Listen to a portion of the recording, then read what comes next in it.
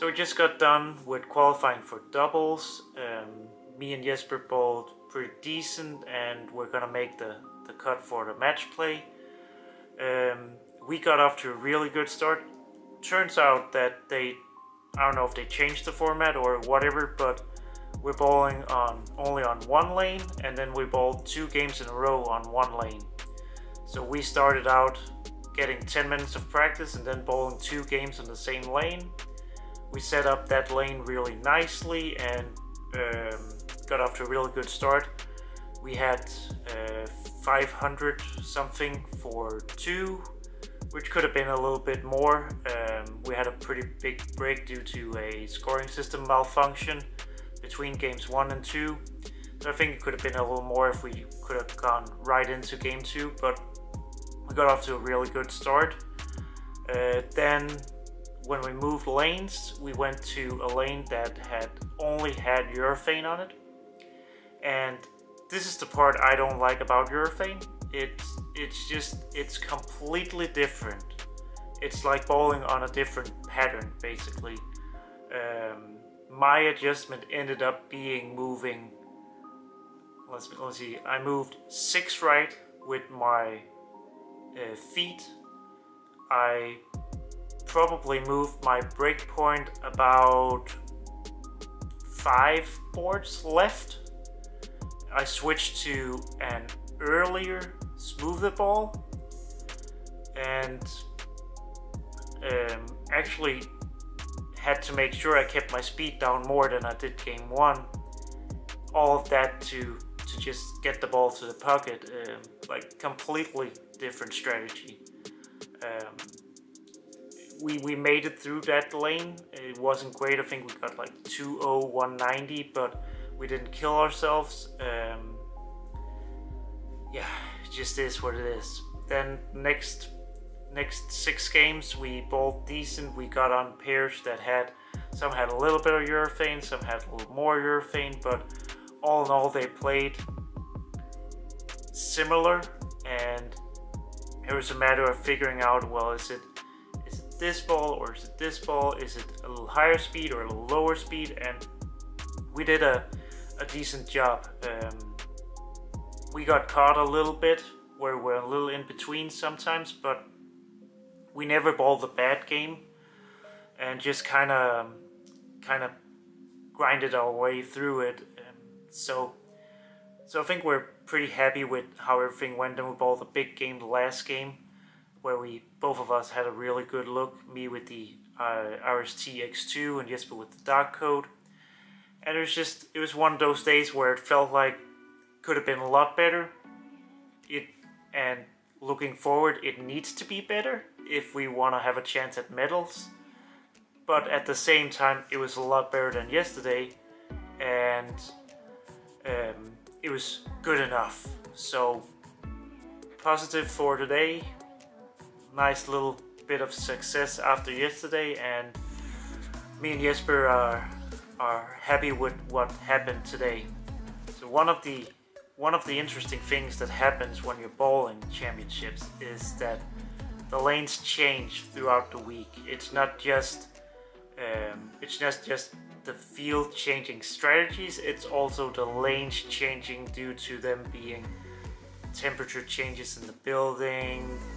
The lane machine gets down the lane more and more, which affects the pattern.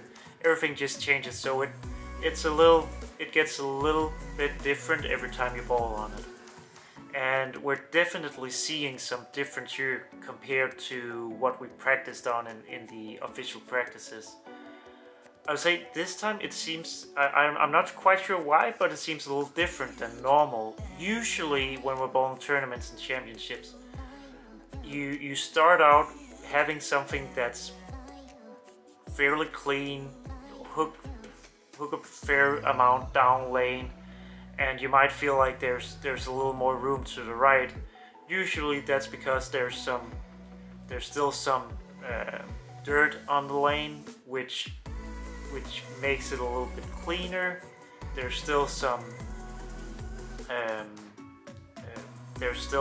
leftovers leftover memory from house pattern, which makes the outside boards hook a little bit more, inside boards be a little tighter.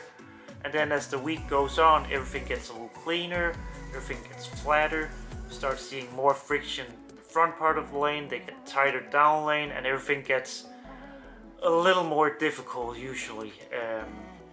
And it gets more difficult to create the right shape down lane and lengthwise. Here it seems like it's a little bit of the opposite. When we practiced, I felt like there was so much friction. Like I was saying, like I can go a little bit straighter on the fresh with my shiny ball, and then I'm just gonna move left and trigger it with my hand, trigger it with my speed, and I can basically use the same shiny ball, the X2 or UC2 or something like that the entire time. And that was what basically all of us saw in practice. You didn't need the big balls, you didn't need the surface. It actually just made it worse. You just needed something that would get through it and be not super quick, but quicker to get through the pins, and then everything looked good. And now we're starting to see where it's starting to get through the front and the middle part of the lane a little easier, and it's actually retaining energy. So now you, instead of it be the issue being having it get far enough down lane and retain enough energy to go through the pins and create the right ball motion, now you have to get the ball to slow down a little bit more and not be as quick on the back end. So it's a weird situation where now, like looking back, I don't know if I would have changed my ball selections, but definitely changing some of my strategies. And it's something that happens. It took us, you never quite know what to expect, but this definitely took me by surprise a little bit, that it went in this direction with how the lanes are playing.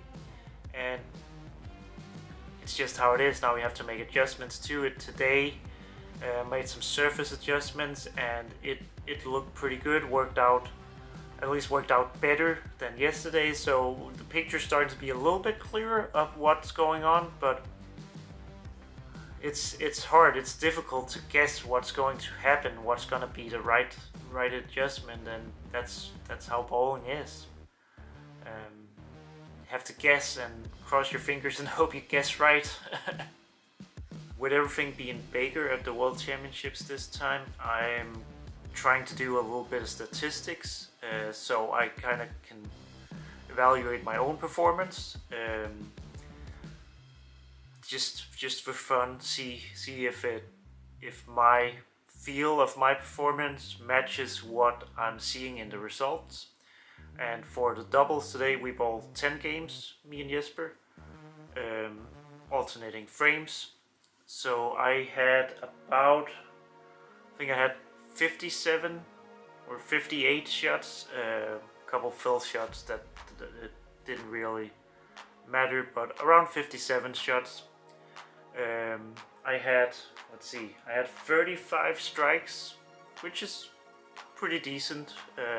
Not if you're Jesper Svensson, but for me, that's not too bad.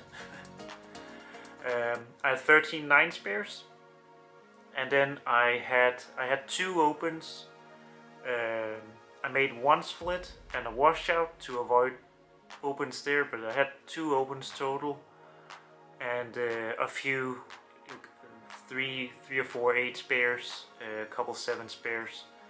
So overall, pretty decent performance.